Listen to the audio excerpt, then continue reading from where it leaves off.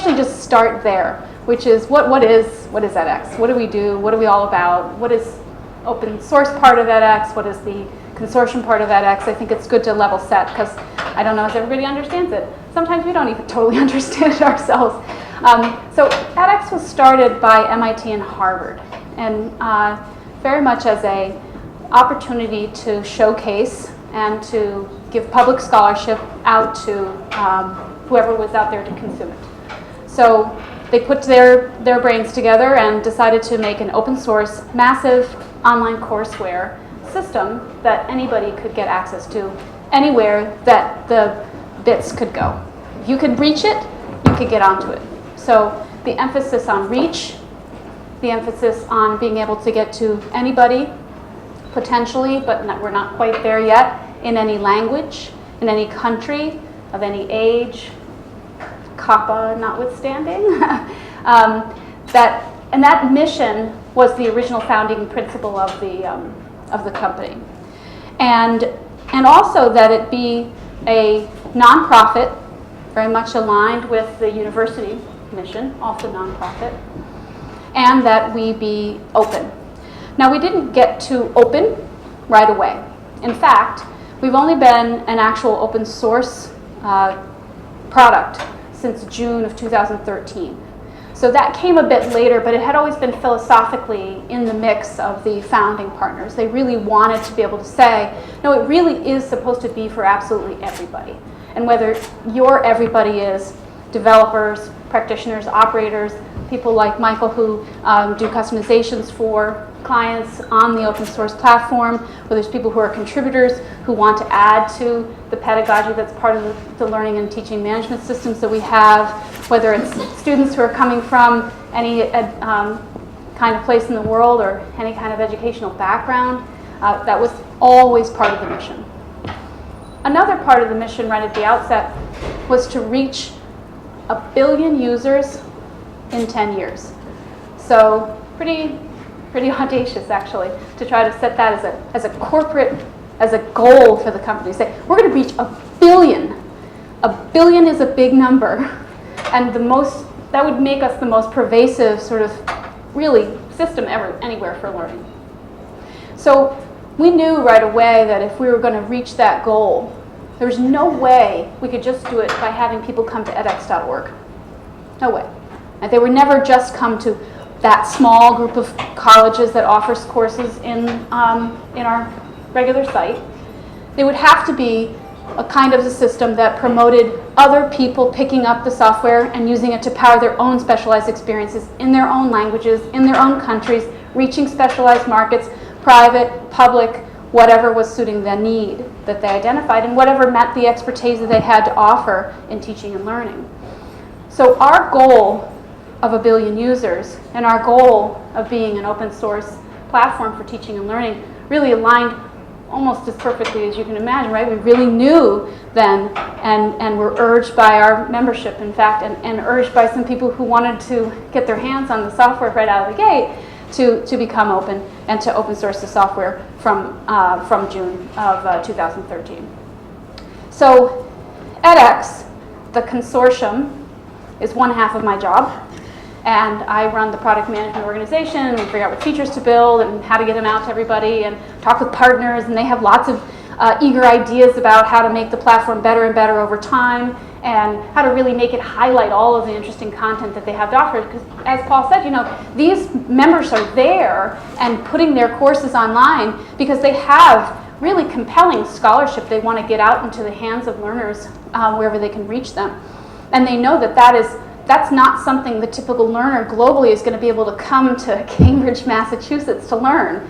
Not that many people get into MIT or Harvard or any of the other top-notch colleges that are part of that consortium. So there was that part of the mission was very important. So the organic growth of the courses was pretty interesting at the beginning. What's on there? Pretty much whatever anybody wanted to put on there, right? They wanted to have the courses that they knew how to teach. You know how to teach, some part of art history that is not on the internet, and that's what you want, that's what you're passionate about, then that's what got on our site. these days we're realizing more and more as people come to the site, what they really want is more foundational courses, right? They want math, writing, English as a second language, things that can help them get a leg up. What we started to analyze about our user base is that everybody had a college degree already. And that wasn't really where we wanted to be. It didn't fit our mission. We wanted to reach people who couldn't get access to college education, people who weren't even prepared to go to college if it was offered to them. So we knew we had to start to change up. It wasn't just going to be what had been called, boutique courses. That really wasn't the reputation that we wanted. We wanted to be a place where people could really come and take anything. So you'll see if you go and visit the catalog of edX.org, it's a real mix now, and there's starting to be high school courses and things that have more foundational nature. So that's the edX side, and I could literally talk about that for an hour, but I do want to talk about Open edX and the other part of what I do. So Open edX came about really out of pressure from Stanford University. Stanford really thought that it was our responsibility to become an open source platform. We kind of dragged our feet a little bit on doing that at the outset because we were just trying to get the business going and get courses out there, get our university partners to put all that energy into making the courses, which is a lot of work. I think for some of you who are instructional designers out there, that is some heavy lifting from the outset to get a really nice course put together. But Stanford felt very strongly about it, and they worked with folks at MIT and Harvard and our other founding members and said, you got to do it.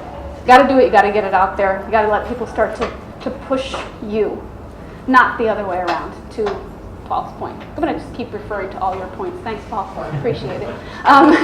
But to let more people in, and not just to let our consortium members tell us all the things that they wanted, but in fact to let everybody who could get their hands on it tell us what they wanted. And not only to tell us what they wanted, because there are still a lot of people who come and say, can you just build this, please? We say, well, actually, we don't have the capacity to build that. We only have 40 people in our development organization.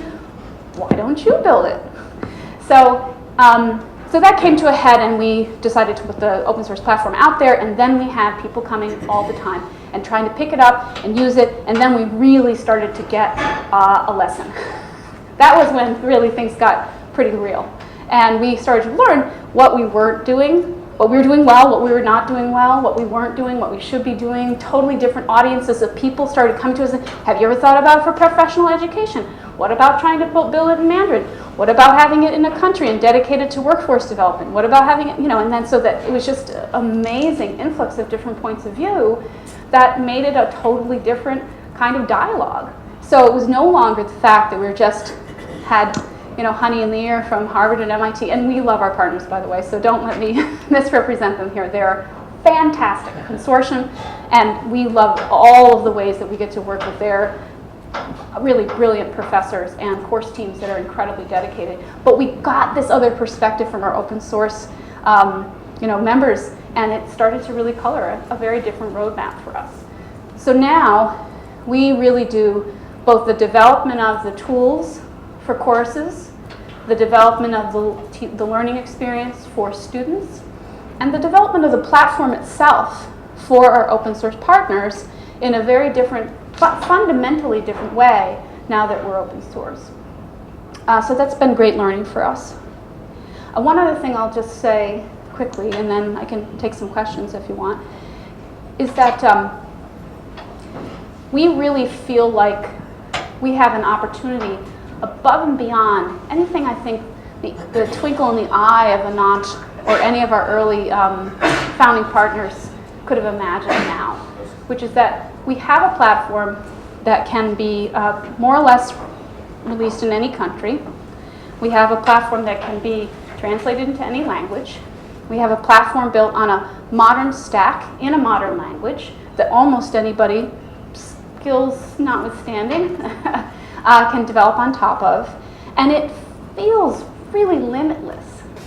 As a small company, it's very exciting, but also very daunting sometimes. And so when we talk to people about opportunities, and they always come to us, right? They come straight toward us and say, oh, we want you to build a thing, and it's this specialized thing, and it's very exciting, and we would love for you to do it for us. We have to turn them down. because we can't do all those specialized things. And then we do that, sort of reminding, hey, there's a whole community of people out there that are doing just this thing, right? There are partners that work with you to come up with a strategy that meets your very specialized needs. If you're not a member of the consortium, that's no problem. You have these other avenues that you can pursue, and you have plenty of partners out there who can help pursue them with you. So we know now, as this ecosystem has developed over the last several months and really the last year and a half, that we can start to reliably send people to our partners, and they're going to get what they need, working closely with those designers and developers and sort of instructional folks to get a good experience.